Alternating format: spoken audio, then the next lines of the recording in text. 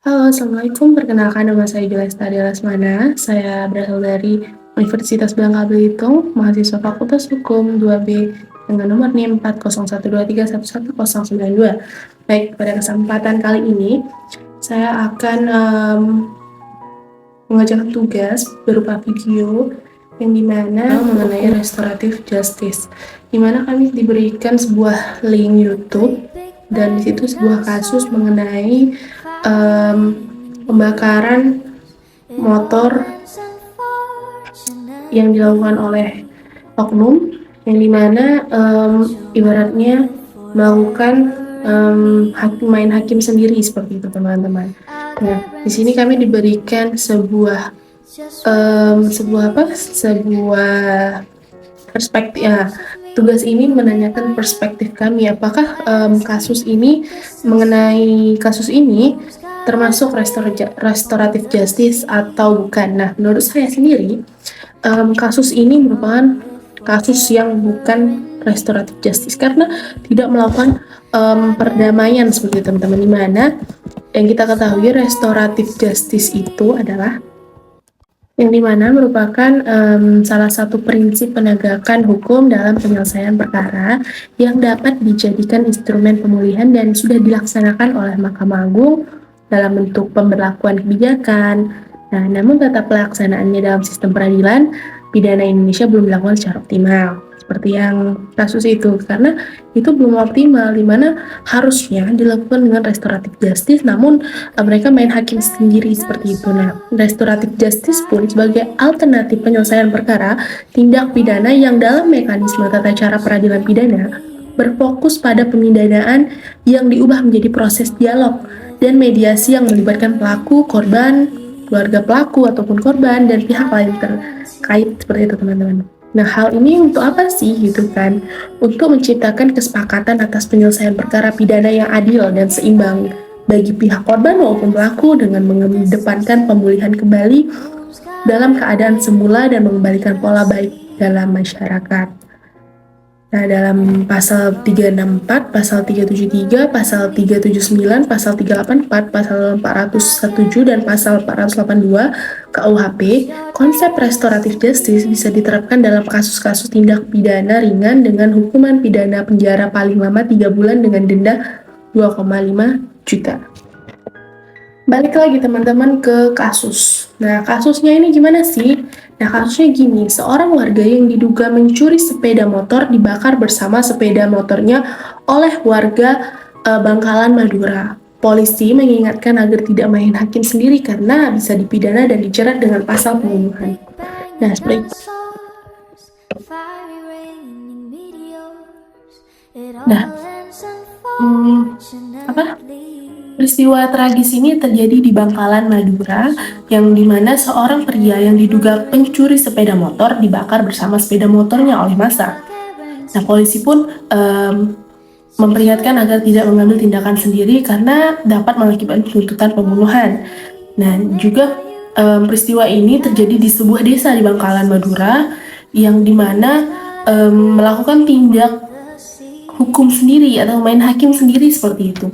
Nah, dimanapun polisi sudah tidak bisa turun tangan. Karena apa? Karena pelaku sudah membakar habis korban sekaligus pelaku pencurian hingga tidak bisa dikenali lagi, baik itu dari mayatnya ataupun dari kondisi fisik motor tersebut karena sudah terbakar, benar-benar terbakar teman-teman. Nah, polisi pun dalam hal ini sedang mencari tahu tentang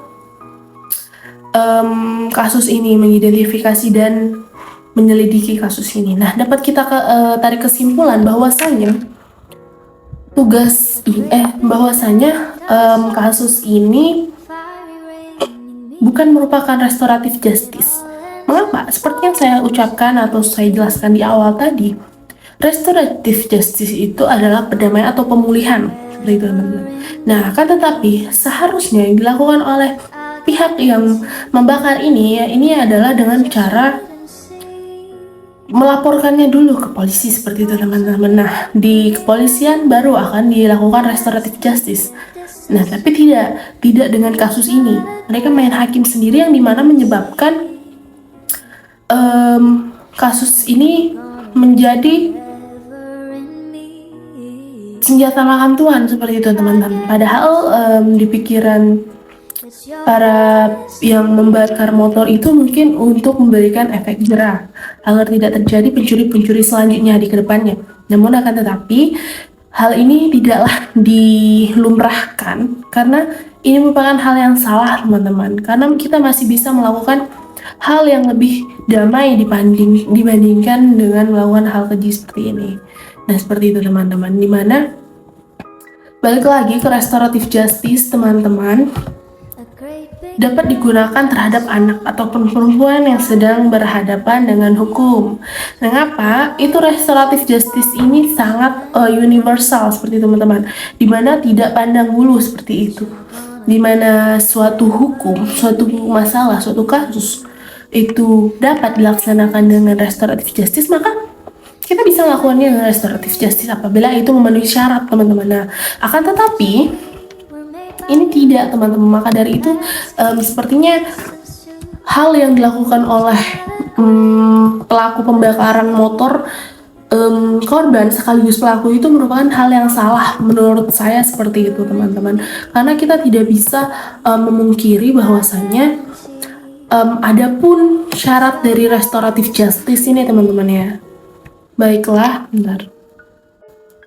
Pertama, ini tindak pidana diselesaikan bersifat ringan atau delik aduan ini bersifat relatif atau absolut. Nah, adapun keinginan dari pihak-pihak perkara pelaku yang ingin melakukan perdamaian itu syaratnya teman-teman ya.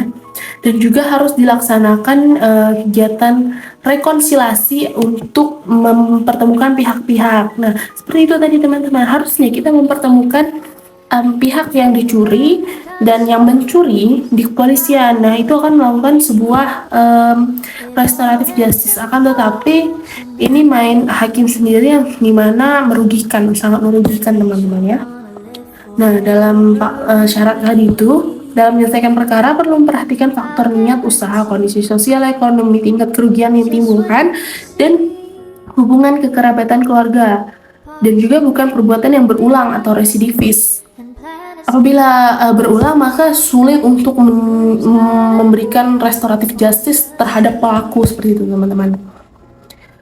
Intinya, mengapa terjadi restoratif justice untuk menyelesaikan sebuah masalah atau perkara itu dengan pemulihan, dengan hal-hal yang untuk memulihkan kembali, bukan dengan hal yang salah seperti itu. Tidak main hakim sendiri seperti kasus yang karena sangat merugikan. Merugikan siapa? Pertama, merugikan oknum pelaku sendiri, dimana harusnya pelaku yang sebenarnya itu menerima hukuman, bukan menerima apa ya teman-teman ya, menerima hukuman seperti itu, namun hukuman yang setimpal ataupun masih bisa melakukan perdamaian seperti itu teman-teman. Tidak perlu seperti hal yang dilakukan pada kasus kali ini.